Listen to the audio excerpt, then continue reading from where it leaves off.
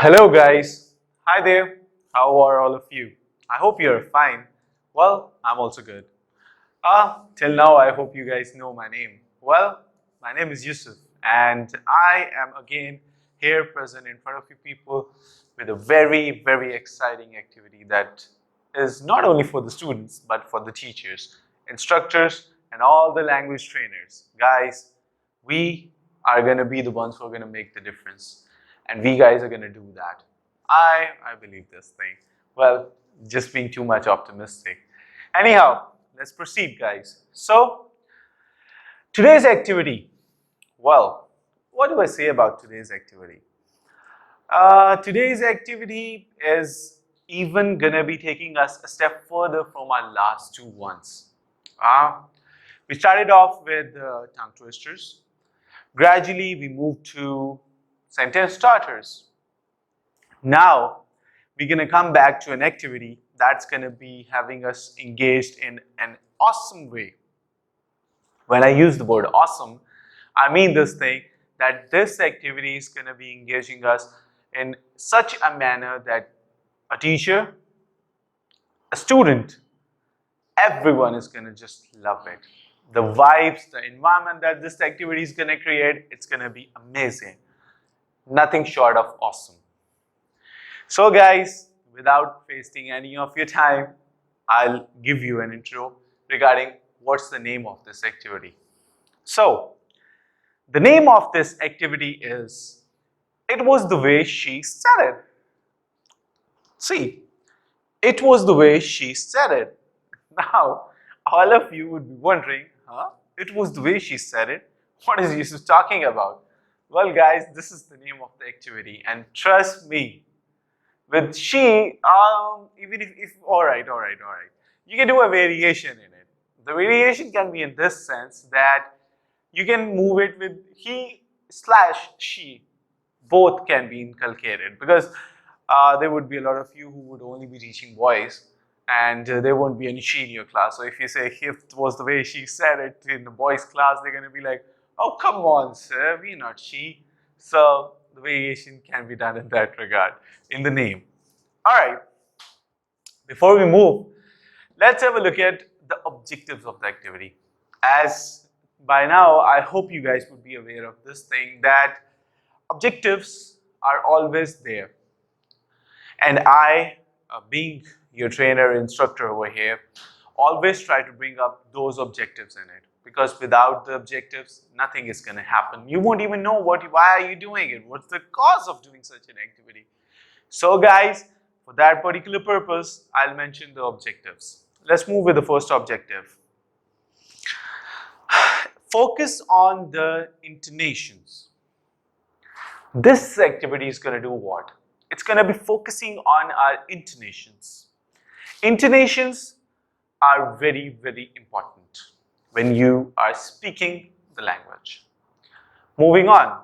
Next, it's going to develop, look at the hand movement guys, it's going to develop a rhythm. A rhythm is again very important. Thirdly, you're going to be coming to know where you have to lay stress and where you don't have to lay stress. When you have to raise your voice, when you have to reduce your voice. And at the end, the most important thing which I always feel, your gestures, your body language. Without body language and without gestures, you just look like dummy speaking in front of everyone.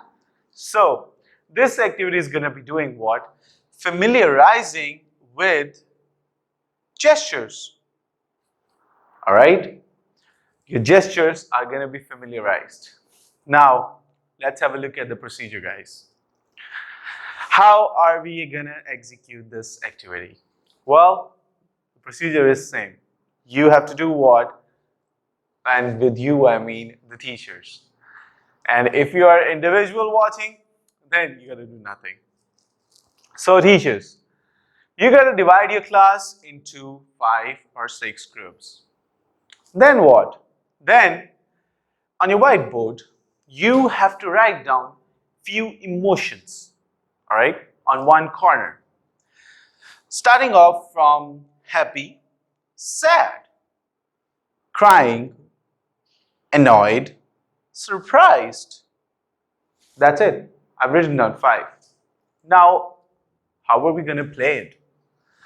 Well, in this game, you are going to be selecting one student from one group and you're going to ask that individual to stand up. Now, what is that individual going to do?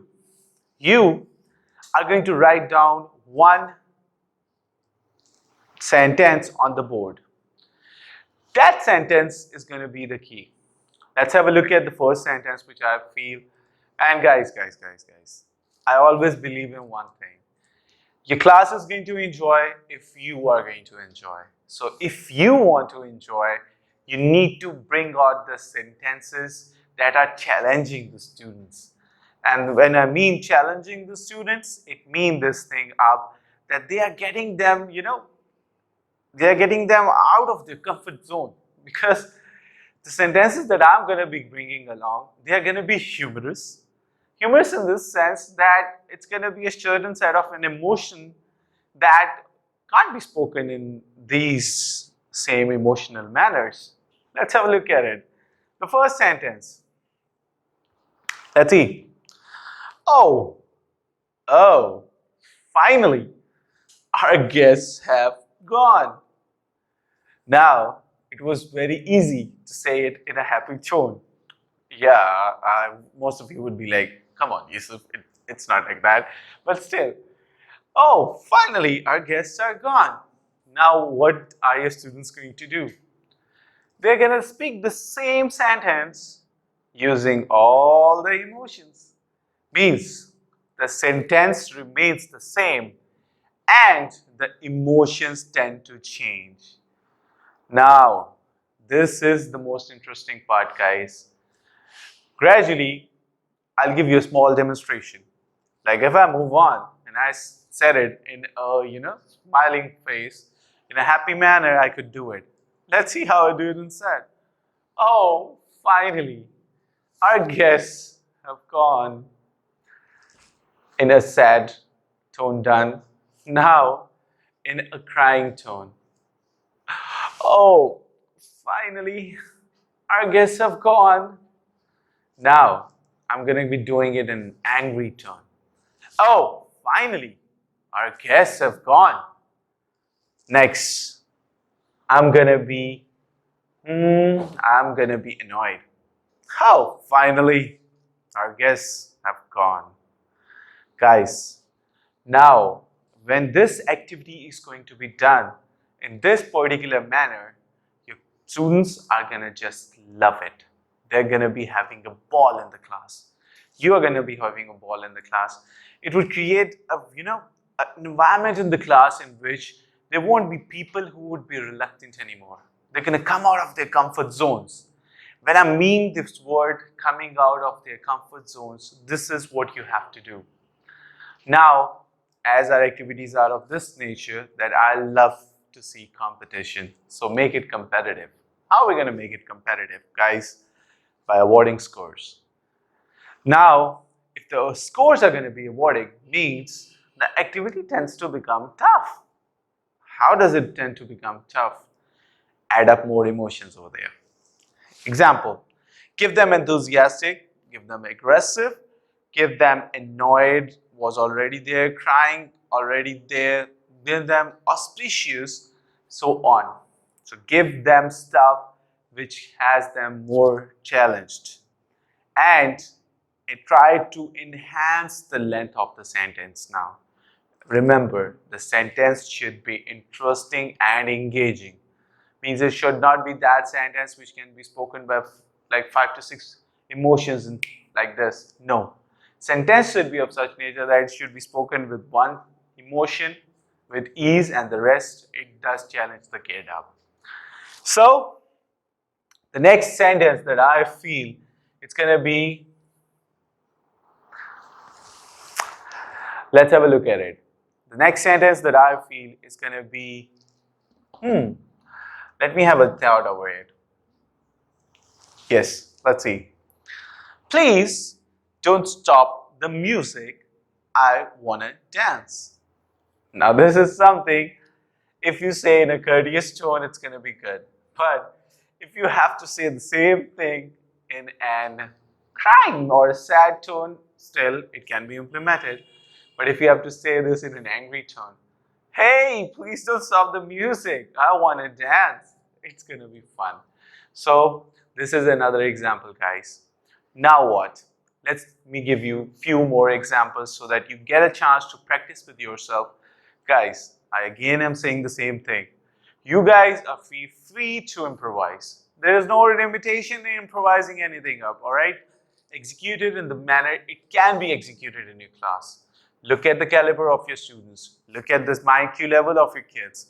I give you examples only to give you an idea that how you need to get it done.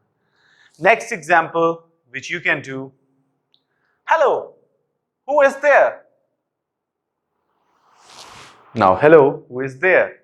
It's a very intriguing one again. Next one. Yes, yes, we are the best. Thus, we lost. What? Now, all of you would be thinking, we are the best and still we lost. Ah, sorry, just muffling with you people up, just making a fun out of it. Yes, we are the best. That's we won. Now, this is something with pride anyone can speak it. If someone has to speak this thing in a sad manner, that's going to be the challenging part. Guys, remember one thing. To make this activity even more engaging and to give an opportunity to those students who lack and who don't lack, I won't use the word lack over here.